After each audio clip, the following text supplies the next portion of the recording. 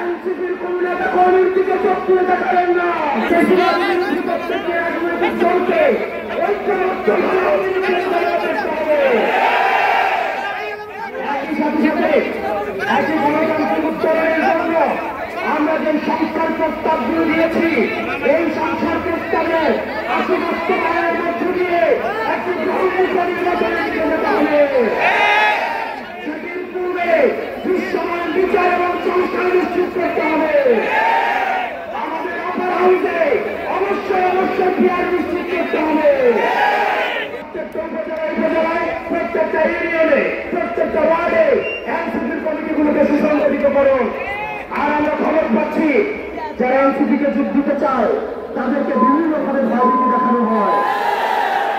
এরপরে আল্লাহ নিচে মাটি জালিমের শাসন কবর হয়েছে।